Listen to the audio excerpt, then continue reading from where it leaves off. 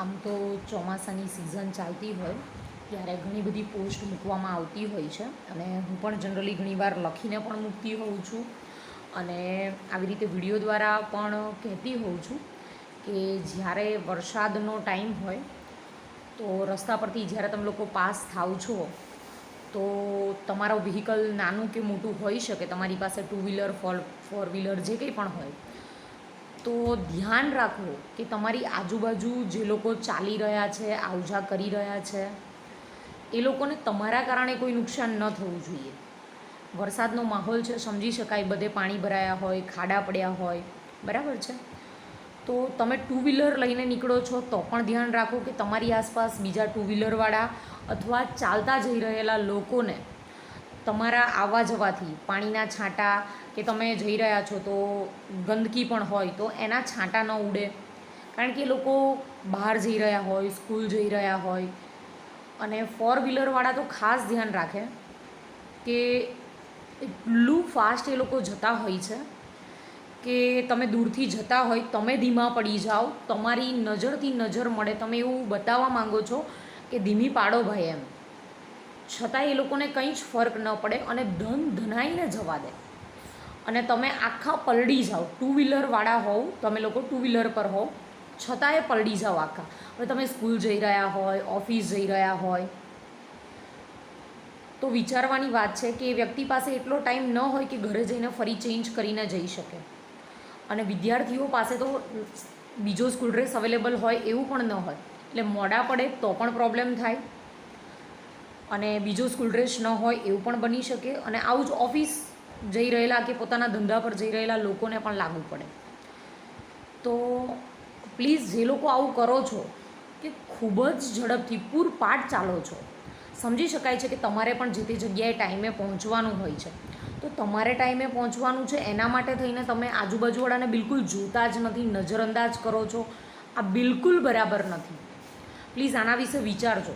આમાં મારે પર્સનલી કોઈને કંઈ કહેવાનું નથી, પણ વિડીયોને મેક્સિમમ શેર એટલા માટે કરજો કે અત્યારે પણ વરસાદ ચાલી રહ્યો છે અને જેને લાગુ પડે છે એ લોકો તો આ જોવે અને જરા વિચારજો કે તમે ફટાફટ જાઓ છો એટલે આજે બીજા કોઈ છે તમારી સામે, આવતીકાલે તમારા ઘરના લોકો પણ હોઈ શકે તમારી જેમ બીજા પણ કદાચ આવું કરતા હોય કે એટલા ફટાફટ જાય કે આજુબાજુવાળાનું ધ્યાન જ ન આપે, તો એ લોકોને ઘણું નુકસાન થાય.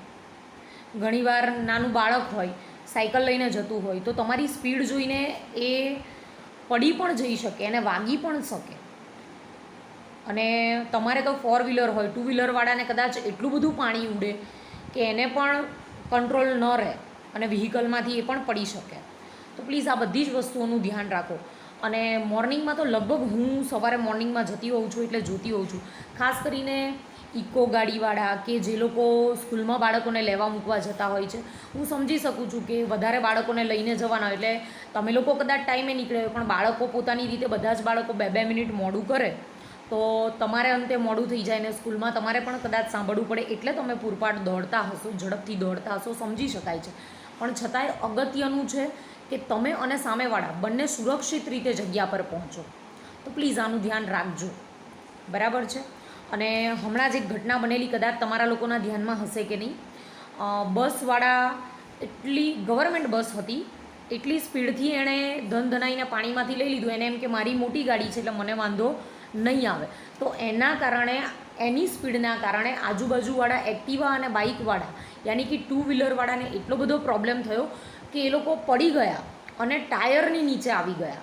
આ કોઈ ખોટી ઘટના નથી, બિલકુલ સાચી, ન્યૂઝપેપર અને ન્યૂઝમાં આવેલી છે. અને એ વ્યક્તિનું મૃત્યુ પણ થયું હતું. તો જો આવી સિચ્યુએશન આવી જાય તો ખૂબ મોટા પ્રોબ્લેમ થઈ શકે છે આપણને. અને આપણને પ્રોબ્લેમ થાય, સામેવાળાને થાય, અને આપણા પ્રોબ્લેમના કારણે આપણું આખું ફેમિલી વિખાઈ જાય. તો લગભગ આવી ઘટનાઓ મેં વારંવાર જોઈ છે, પણ વિડીયો નહોતો બનાવ્યો. મને એમ કે ઘણું બધું ન્યૂઝપેપરમાં અને આર્ટિકલ્સ ઘણા બધા આવતા હોય છે એટલે મારે આટલું બધું કંઈ કહેવાની જરૂર નથી. પણ ઘણું વિચાર્યા પછી લિટરલી આજે સવારે મને એમ થયું કે નહીં, આના વિશે મારે કંઈક તો કહેવું છે. અને છતાંય આખો દિવસ ગયો અને અંતે અત્યારે એમ થયું કે હવે હું આ વિડીયો દ્વારા જણાવું. So please take care.